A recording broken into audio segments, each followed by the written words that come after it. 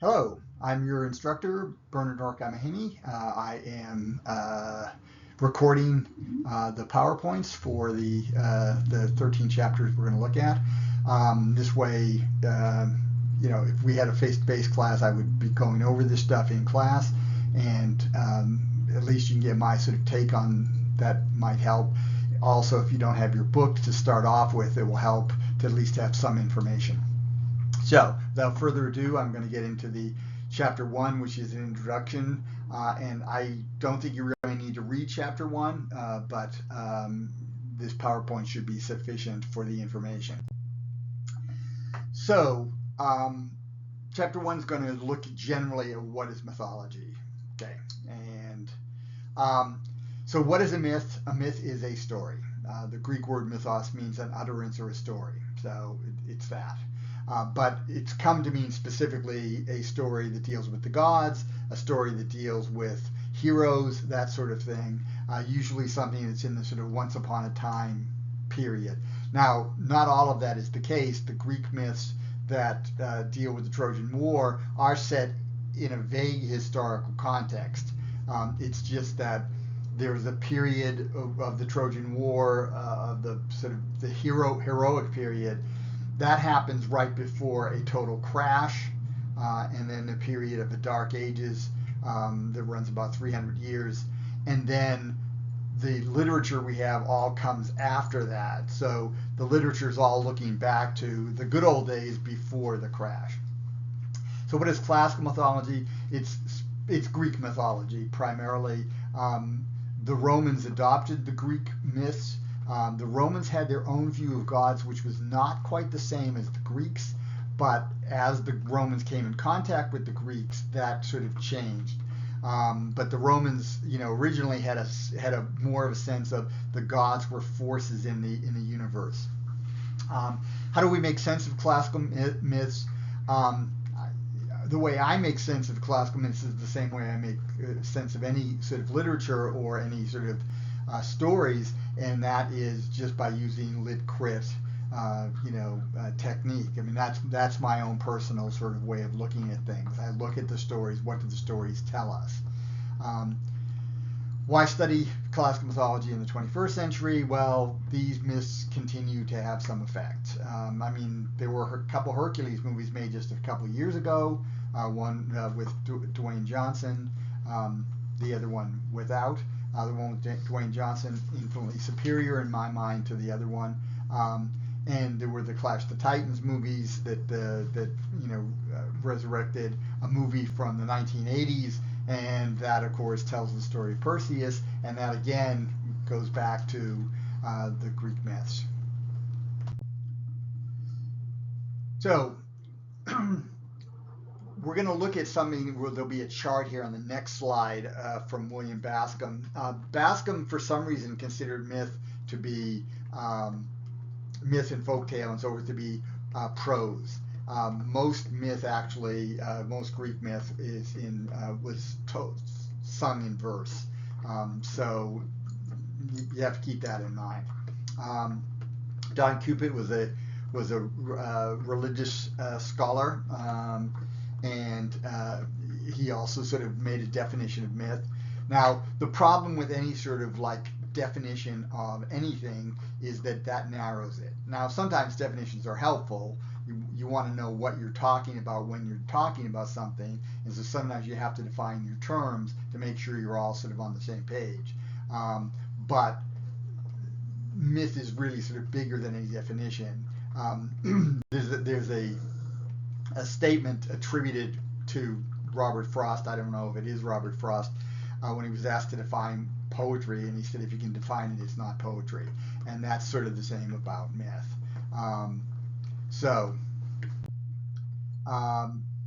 William Doty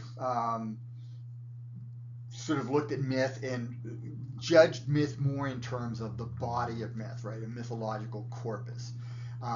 So he's not looking at individual myths, but he's looking at sort of the group of myths together, because in a sense they all play off one another. Now, that said, Homer and Hesiod know nothing of Aeschylus or Sophocles or Euripides, the three tragedians who make use of stuff from Homer and Hesiod in their tragedies, those guys are alluding to the earlier stuff, so you can judge them in terms of connections. Whether you can do that with Homer and Hesiod, not so much, but you can certainly judge Homer and Hesiod as sort of a mythological corpus unto itself. The thing about myth is not explicit. It's not, oftentimes prose is defined as being more explicit. So if you're reading a science book or a law book, it's going to be very explicit as to what it means. Myth does not do that. Myth is to tell stories, it alludes to stuff, a lot of the values and meanings that come through because of the feel of the whole thing, not surface details. The ancient authors were not writing scripture where we're looking for texts and we're looking for specific programmatic statements of behavior to follow. These are stories, and so we need to look at them that way. Like, what does the overall sense of this mean? And so they work sort of like dreams, where a lot of the meaning is hidden, and you have to sort of like reflect on it for a while. So the function, of myth is to offer ways of understanding the world, but also of sort of like integrating your own personal experience into that understanding. Like, what would it mean to be an ancient Greek? What would it mean to be an ancient Roman? And of course, they're going to have different effects on ancient and modern authors. Doty also looked at myth and determined that, for him at any rate, myth was not just the stories, it was also artwork based on the stories, and other ways of telling the stories than just narrative. The term classic and classical, obviously, this is suggests premier, and they are sort of in a class by themselves, but largely because we are so lucky to have as much Greek myth as we do. We have a lot of Greek myth. We don't have as much myth from other cultures in the Near East, and around the Mediterranean. Other cultures did have myths. They did have their own stories. They were different stories. We don't have them, or we have a limited amount of them. The Greek myths there were a lot of them. A lot of them survived, into the modern world, so that we actually were able to get them in book form, which then, of course, as the printing press came out, it became a lot easier. Now with computers, it's a lot easier to get this stuff out there and to keep it there. Something that was on a papyrus thing, in most cases, those papyrus fragments are minimal, and we don't know exactly what they say because all we have is shreds.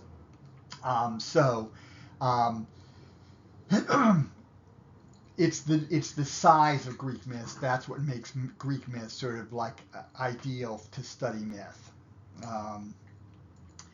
The ancient Greece is a place. It was not only Greece itself, the mainland, but it was also the Greek islands, the island of Crete, the island of Cyprus, part of Asia Minor. It was also part of southern Italy, Sicily, some parts of North Africa. All of those had Greek city-states in them, and so the Greek world was actually bigger than that. Any place where Greek was spoken as the chief language is considered part of ancient Greece. But it was not a political unit.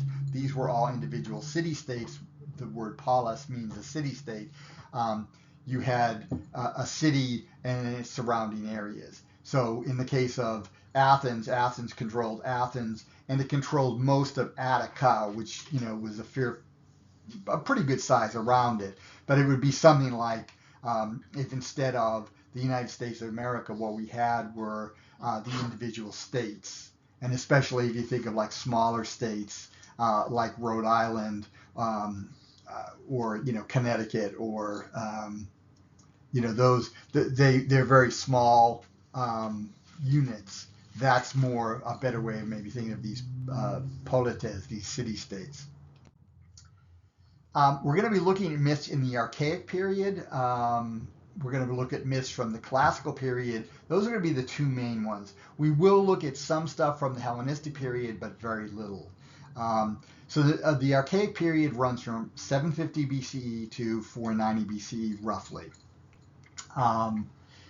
The important works from this time period are the Iliad and the Odyssey, some of the Homeric hymns, Hesiod's Theogony, Hesiod's Works and Days. Those are going to be they're going to make up the real basis. And this would have been stuff that would have come out of that period of the Dark Ages, which ended roughly around 800.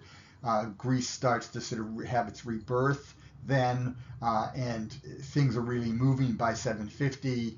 And at some point, probably in the 600s or even the 500s, these works got written down. They had been passed on orally. At some point, a definitive written text does get written down, and that becomes the basis of our modern texts.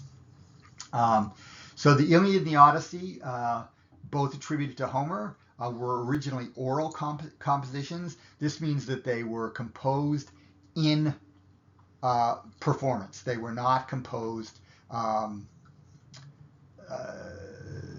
in writing. There's no evidence that either that Homer or Hesiod knew how to write.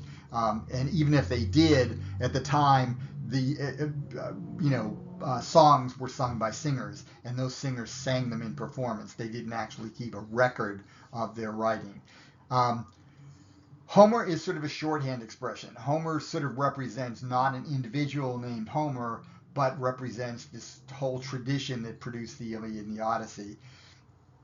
The Iliad and the Odyssey each seem to me to be largely the work of a single person, or a very small group that culminates in one individual. I personally do not think that the Odyssey is composed by the same person as who composed the Iliad. So I think those are two separate things. But authorship is different than we imagine it, because these were songs that were sung for hundreds of years before Homer or Hesiod came along. Now, Homer and Hesiod are going to put their own spin on things. They're going to change things a little bit, but it's tough to know what changes they made because the whole tradition is fluid. Homer, as a term, does sort of, we use that term because we want to talk about the author of the Iliad or the Odyssey, and so Homer, that's what he's been called. We may as well just use that name. Now, the Homeric hymns, none of them are actually by the author of the Iliad or the Odyssey, but in the ancient world, they thought they were by the person who composed the Iliad and the Odyssey, and so they were just called hymn such and such by Homer, and so they get the name the Homeric hymns. We have a collection of 31 hymns. I don't know when the collection was actually made, but those 31, became the fixed order. So we're going to look at Homeric hymn number 2 when we get to chapter 4. That's the Homeric hymn to Demeter. It's not that Demeter is so important that she deserves to be in the number 2 position. It's just whoever collected them put the hymn in that position, and it doesn't make any sense now for us to just put it somewhere else. Hesiod is composing works as well, the Theogony, which we'll look at in chapter 2, and the Works and Days, which we'll look at in chapter 3. Hesiod is writing is composing in a similar style to Homer. His work is not Homer, and it has a different feel to it, but they're working under the same conditions. They're performing before groups of people. Each performance is going to be different, depending on what the audience wants to hear, depending on the audience's reaction in a given performance. If they're really digging on something, the poet could expand on that section that he's currently in, or if they're not liking that, maybe he quickly curtails that section and moves on to something different. Depends on the audience. At some point, Hesiod and Homer got written down. Now, Homer, my feeling is, the text we have of Homer largely goes back to the text put in writing around 540 or so, 530 BCE in Athens. It's sometimes called the Pisistratian Recension. Pisistratus, who was the tyrant of Athens, wanted an official text of Homer. I think that all later texts of Homer are based on that official text that Athens made. And so that's in the 500s. Whoever Homer was, or if there was more than one Homer, they were living in the 700s, maybe briefly into the 600s. So quite a bit before that. So the work would have been passed on, but it would have been passed on with changes being made. So what we have here is, that's the only thing we've got. So we got to look at that. Hesiod, don't know when Hesiod was written down. He's set in writing. It could have been as early as the mid 600s, but I don't think it was any earlier than that. The thing about Hesiod is the Works and Days and the Theogony are both a lot shorter than Homer. They're each about 35 pages long, whereas the Iliad is, about 300 pages, 250 to 300 pages, and the same thing with the Odyssey. So they're quite a bit longer works. And so writing, getting a smaller work in writing might have been easier to do. But I do not believe that they were set down in writing during the lifetime of the original authors, Hesiod or Homer. According to Herodotus, and he was not alone, Homer and Hesiod set the Greek idea of the gods up. The way the Greeks imagined the gods, they imagined the gods of Homer and Hesiod. So the very human acting but powerful gods comes from Homer and Hesiod, and then the Homeric hymns as well. So here we have a papyrus fragment of Homer's Odyssey. The text on here is so very small, but this is how papyrus was cut in strips. The strips were set next to one another, and then other strips were set on top of them that actually sort of went from left to right, which formed sort of lines that you could write on, so you could have a fairly even writing surface. Papyrus was fairly durable, but and a lot of papyrus does survive because a lot of it, was in Egypt. Egypt is a dry environment, and so the papyrus didn't decay quite so well. But as you can see, this is pretty fragmentary. Now, we know this is from Homer because we can read like whole lines, and then we can actually find those whole lines in Homer. So we know actually where this comes from. I just don't know from looking at it where in Homer's Odyssey it comes from. The classical period begins around 490, which is the Battle of Marathon, and is the rise of Athens. So Athens rises. Athens' heyday is from 490 to about 410 or so BCE, and then Athens is on a sort of decline. It rises again under Demosthenes, but then Alexander the Great takes over all of Greece, and then that's over. So the 323 is the death of Alexander the Great. By which time things are moving to a more Eastern Mediterranean rather than Greek, Greece itself, and certainly the city-states, their importance is no longer quite as great as it had been. In Athens, the Greeks began examining their myths and criticizing them. So the classical period is the height of the Greek commitment to reason and beauty. So, and this really reaches a peak with the Greek tragedian Euripides. Euripides looks at myths and basically tries to imagine the mythic heroes as regular people, and of course then you get like a figure like Odysseus is not the hero of the Odyssey, but he's really like a slick politician trying to control things, and that of course reflects that sort of like, we've got this mythic ideal, but what are real people like? They're actually more like Odysseus, the sleazy politician, than they are like the heroic figure. Athens was where tragedy and comedy began, and for the longest time, they were the only place where tragedy and comedy was produced. And at the end of the 5th century, so the 400s, tragedy only continues maybe for another 20 years or so after that. And in the last, the oldest tragedy, the latest tragedy we have, those are my dogs barking because of noises outside. The oldest tragedy, the latest tragedy that we have is probably Euripides' Bacchae or his Iphigenia at Aulis, and those were composed in 406, and they were performed in 404 BCE. So that's really sort of the end of the classical period of tragedy. Herodotus and Thucydides both sort of create the genre of history. Herodotus was from Asia Minor but lived in Athens when he wrote his history. Thucydides was an Athenian himself and wrote a history of the Peloponnesian War, the war between Athens and Sparta.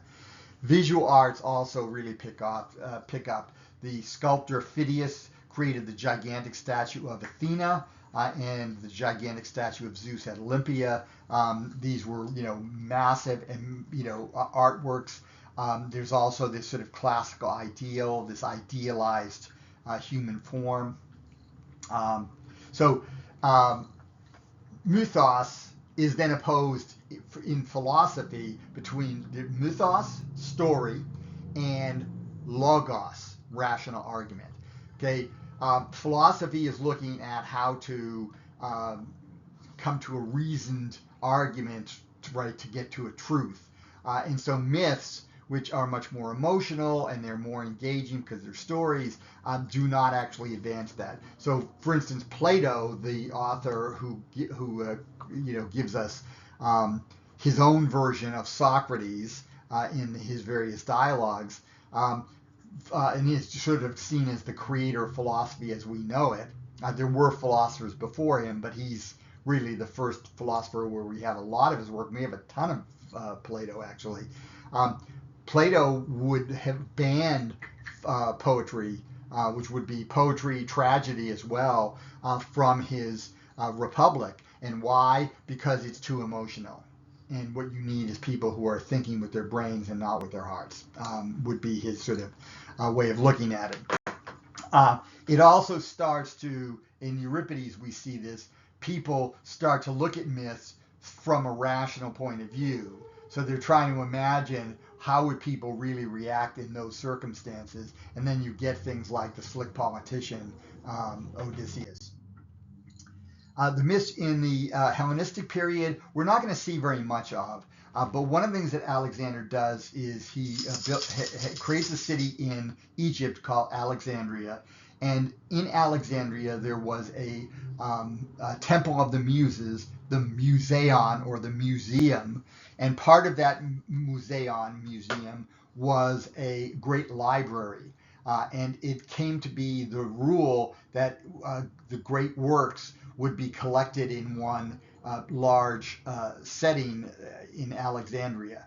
Now, they're still using papyrus, right? So these papyrus rolls have to be copied every 10, 15 years or so.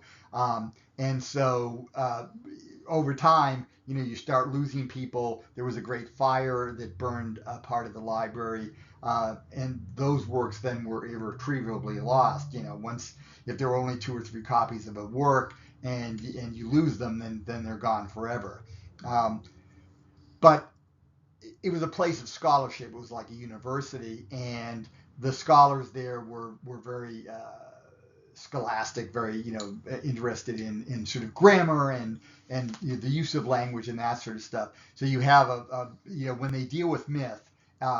One example is the Argonautica of Apollonius of Rhodes. He was an Alexandrian scholar who told the story of the Golden Fleece expedition of Jason and the Argonauts. And that work, it's pretty well told, but the use of language is so careful in that poem that you get the sense of a very scholarly guy explaining exactly how Jason came and took the, so it comes across as a little bit highbrow and loses, I think, maybe some of the sort of power that you get in Homer and Hesiod. When Rome takes over, that happens, before 30 BCE. But when Rome takes Egypt, which is 30 BC, but Egypt becomes part of the Roman Empire directly. It's directly under Roman control. When that happens, Rome is now in charge of the Greek world as well as the Roman world, and that has an effect both on the Greek myths that are told and of course the Roman use of Greek myth. So we're going to look, as I mentioned, primarily at myths from the Archaic period and the Classical period. We will also be looking at poems and other works from the Near East and stories from Rome for comparison purpose. The four big regions in the ancient Near East are Anatolia, this is modern-day Turkey, Egypt, which is Egypt, the Levant, which is modern-day Israel, modern-day Lebanon, in that area, and then Mesopotamia, which is modern-day Iraq. And a little bit beyond it, but that gives you the general idea.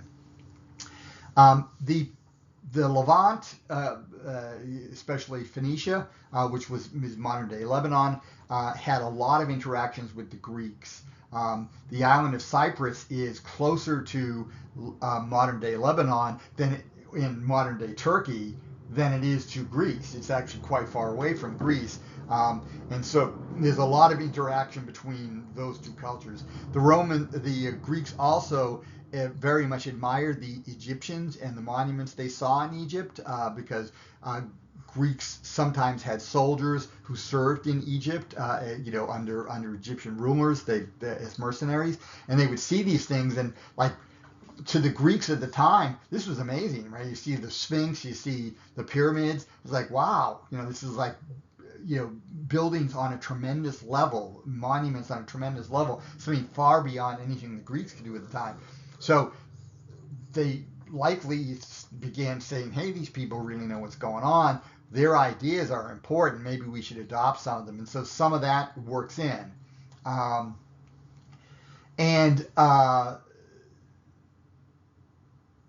Now this bit about Indo-European. So Greece, in the historical period, so the period, basically after 750, the language spoken in Greece, Greek, ancient Greek, we got modern Greek comes directly from that, is an Indo-European language. What does that mean? Well, the Indo-Europeans, they at one time were called the Aryans. That term fell out of favor because of the use of that term by the Nazis, and with good reason. But the Indo-Europeans began in the Caucasus Mountains. There was a group of people in the Caucasus Mountains. This would be basically where the Sochi Olympics took place on the far side of the Black Sea. At some point, people from that group, they were a nomadic people, started traveling into Europe and into India. Right, so they're sort of scattering across the map of Europe and into parts of Asia. As they do so, their individual dialects of Indo-European break apart and become separate language groups. So Greek becomes a language group, German becomes a language group, the Hittite, which was spoken in Anatolia, becomes a separate language group. The Italian language groups, Latin and the Italian languages, becomes a separate group. The Indo-Europeans were a nomadic warrior society. Greece appears to have been a largely agrarian culture prior to the Indo-European invasion. When the Indo-Europeans come into Greece sometime around 2000 BC, they gradually take over Greece, and as they do so, whatever language was spoken in Greek prior to the Indo-Europeans invading is lost, and what we have is Greek, which is an Indo-European language. So we don't have the older language. Anatolia, we know that the Hittite Empire seems to have had actual dealings with Troy.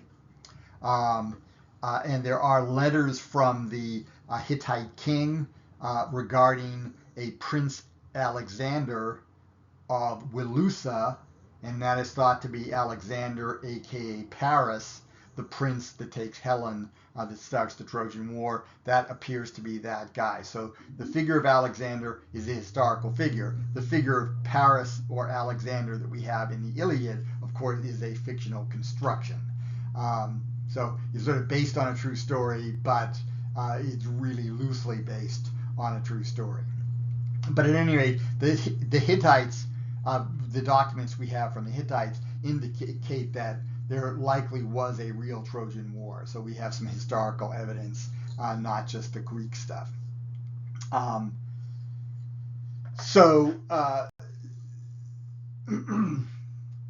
The area of Western Anatolia comes in direct contact with the Greeks. The Greeks have city-states all along the coast of Anatolia that faces the Mediterranean. The Levant, which is the Middle East as we know it, modern-day Lebanon, modern-day Israel, Jordan, some of those other areas would all be part of the Levant. The Phoenicians were great traders. They traded all over the Mediterranean, and of course their contact with the Greeks gave the Greeks their alphabet. The Greeks took the Phoenician writing system and adapted it to make it an alphabet. The Phoenician writing system was not an alphabet, it was a syllabary. Each symbol represented a syllable. So ba, pa, da, ka, ma, right? Those would each have symbols. Whereas, so it was basically like, imagine if you got rid of all the vowels and just had consonants, that would be sort of the Phoenician writing system. The Greeks took that system and then made some of those symbols vowels. So the alphabet comes from the Greek letters alpha and beta, the first two letters of the alphabet, and they come from the terms aleph and beth, which would have been the Phoenician and the Jewish terms for those same letters, but those letters were consonants for the Phoenicians and for the Jews. Okay, so they take the system over, but they change it and make basically create vowels, which is actually a pretty big deal, to be perfectly honest. As the Roman Empire became Christian, there were Christian authors who wondered, what does Jerusalem have to do with Athens? In other words, why are Christian authors why are they still going to Greek authors? Why are they still reading Homer? Why are they still reading the Greek tragedy? Why are they still reading Virgil's Aeneid for the Roman stuff? What does that have to do with Jerusalem, with the idea of the New and Old Testament? And it's a legitimate question, but it's, in a sense, it's good that we have the stuff because it's pretty good stuff. Mesopotamia, ancient Babylon, and Sumeria. It's called Mesopotamia because it's between two rivers, the Tigris River and the Euphrates River, and it has its own mythological corpus. The Epic of Gilgamesh, survives in fragment, but we have it largely intact, not entirely intact, but we have enough of it that we actually can put it together pretty well. And it tells of a heroic figure, a lot like the figure of Achilles. Gilgamesh acts a lot like Achilles. And so the ancient Greeks would have picked up some of the stuff from them as they were developing their own systems. Egypt, of course, does have some influence on Greece in the Bronze Age. Some think that the goddess Athena was actually the Egyptian goddess Neith, who was then transformed into a Greek goddess. In other words, that she was not really a native Greek goddess, but the evidence on that is a little bit iffy, but there is some evidence that might suggest that.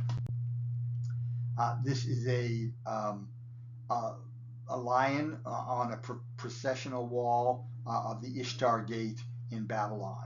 And notice that this wall is painted. Some of that painting is no doubt modern paint to sort of, spruce it up, but ancient stone was painted. It's only modern artists, the Renaissance and afterwards, the statues they saw were basically unpainted, and they assumed that all sculpture was unpainted. In fact, that was not the case. The myths from ancient Rome. Rome, in some sense, doesn't really have myths. Rome has legends, right? Because everything for Rome is tied to the history of Rome. And legends are myths that are tied to some historical kernel. And way back when we saw that thing about Bascom, this slideshow apparently left out the grid showing, but he looked at stories and said there were three types. There was myths. Myths dealt with the gods. Legend dealt with something that had some historical basis, and then folktale were tales that didn't deal with the gods, that were in sort of like some magical world, but they were basically more like our world than like the mythic world, which took place long ago. So Rome's stories are all tied to the rise of Rome. Now, the Romans, when they came in contact with the Greeks, found that the Greeks had these great stories and then took them over. So the oldest Latin work that we have bits of, as far as we know, the beginning of Latin literature was a translation of the Odyssey into Latin. But soon after that, the Romans are writing their own poems about Roman legends and Roman history. But they still are basically taking over Greek stuff and adopting it, which is the way the Romans did everything. When the Romans took over a culture, they found stuff that worked in that culture, thought it was a good idea, and then they would start to maybe adopt that somewhere else. So the Romans were good at adopting and adapting systems to their own end. Now you might argue, and you'd have a good argument, that the Roman Empire itself is a problem because it did sort of crush local cultures. It did overpower them, but at the same time, it also allowed those peoples to thrive, physically, because the Roman aqueducts and everything else allowed for a material increase in well-being. Okay, but enough on that. The bit about the debate over Roman indigenous mythological system, I don't believe the Romans really had one, and the reason is that the Romans seem not to have had gods in the same way the Greeks did. So the Romans did have Jupiter. Jupiter goes back to the beginning of the Romans, but Jupiter seems to have originally just been weather, not the god in charge of weather, but weather. So it's raining. In Latin, you would say Jupiter pluit. Jupiter is raining. And so if that's the case, that it was basically just the forces out there. So Neptune is not the god of the sea, he's the sea. And the sea, of course, is dangerous and uncertain, and you go sailing, you could die. So you have to respect that, but it's not like they had stories about it because they're just natural phenomena. Right? We don't have stories about hurricanes. We have stories about people being affected by hurricanes, and you could have a story where a god sends a hurricane, okay, but the Romans did not seem to have that. So the Romans got their idea, I think, of myth from the Greeks, and they took over a lot of the Greek myths and then Romanized them. So classical mythology refers to both Greek and Roman myths. It's basically Greek myths with some Roman legends tossed in. So here, this is a signet ring, the jewel from a signet ring. So you would press this in wax, and then you would have the she-wolf and Romulus. You can barely see it. You can see the back of the wolf, near the top there. And you can see the legs of the wolf, the back legs of the wolf. And the head seems to be turned around to look at the babies. Now that was a Roman story of the creation of Rome. Rome was founded by Romulus and Remus. They had been abandoned by, their grandfather basically saw them as a threat And so when they were born, they were tossed in a basket into the Tiber River, but the basket didn't sink. It went downstream and it hit the shore, and then the basket tipped over and the babies got out on the shore there, where they were found by a she-wolf and raised by the she-wolf and eventually adopted by a farmer, and they grew up, good farm stock, just like Romans thought themselves, and then they founded the city. How do we make sense of them? Well, we're going to look at various ways of looking at. Doty has this 3-point definition of mythological corpus: its form, its content, and its function. What the function is, what is it doing? What's its aim? What's its purpose? The form, of course, you have different types of form. You can have epic. You can have theatrical presentations. You can have paintings. You can have sculpture. Those things are all out there. And then the content, of course, is the story that's told. And then the book will look at some Greek story. It will look at some theoretical lens to look at myth. It will look at a comparison of the Greek idea with something else from the Mediterranean. And then it will look at the modern way of taking those myths and using them anew.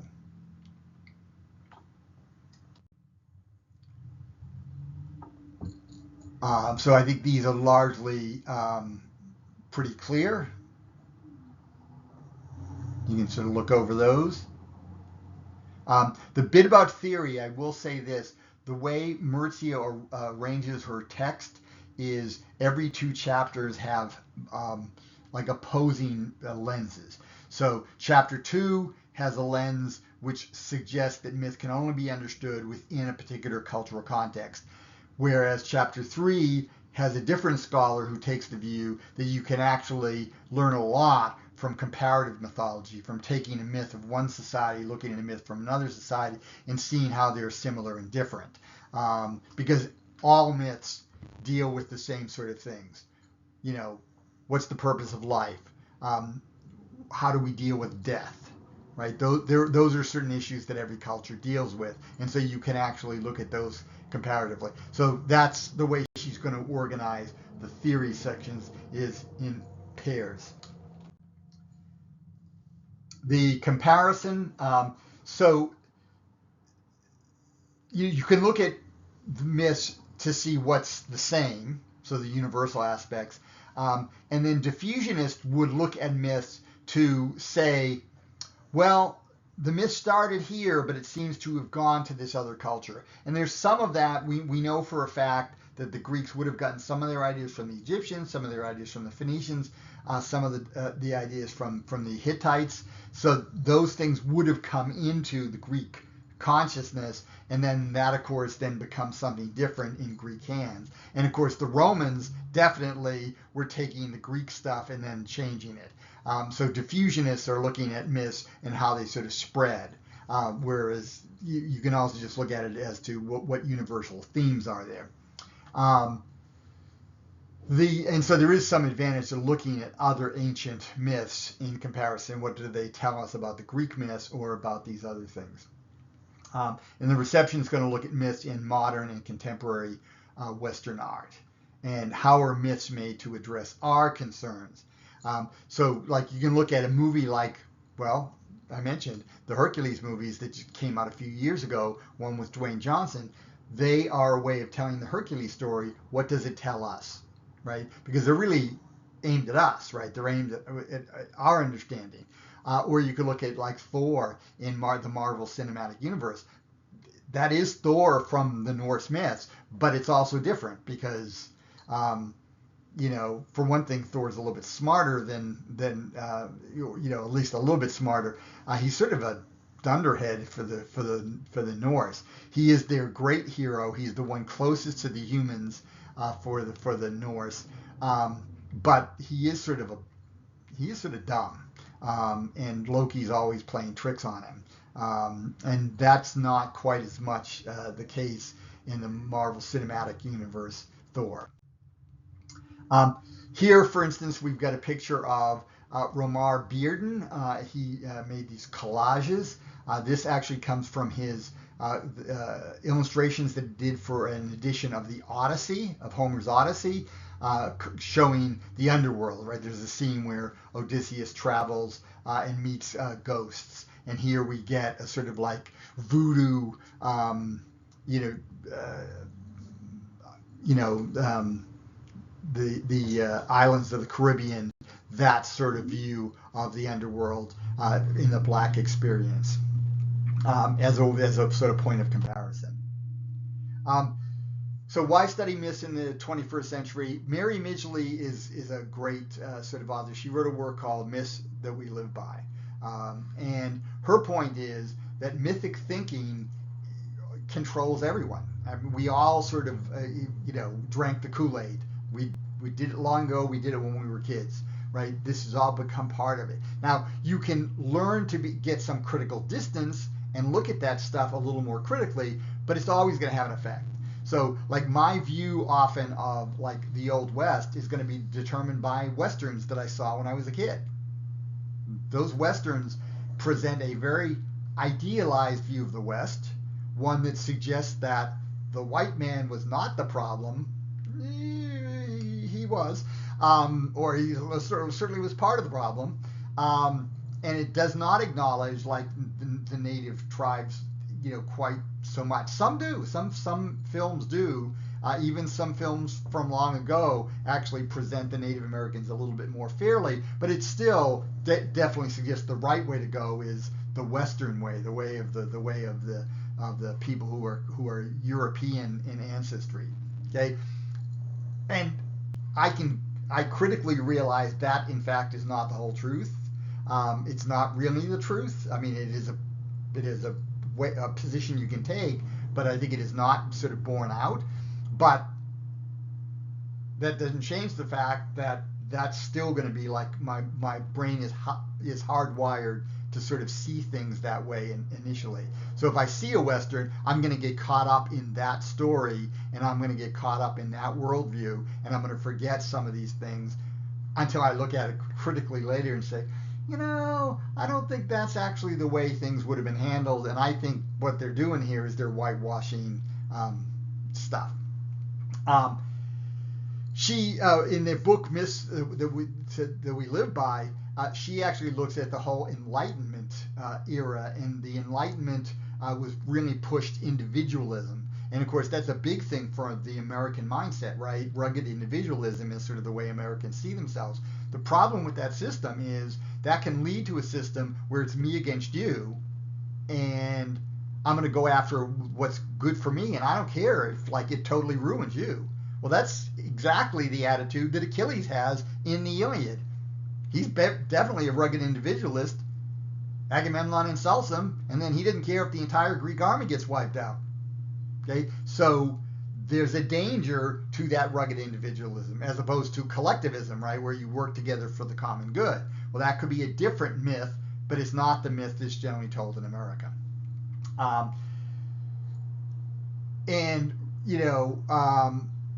By looking at classical myths, we can develop tools to understand the myths that we live by. And so, because when you're looking at something that's alien to you, that helps you notice more of what is in your system. I learned more English grammar by studying Latin and then Greek than I had known prior to that. Why? Because by having to learn a foreign language, having to learn their system, which was strange and alien to me, I started to say, oh, this is how that sort of system works in English, right? So it will help you do that.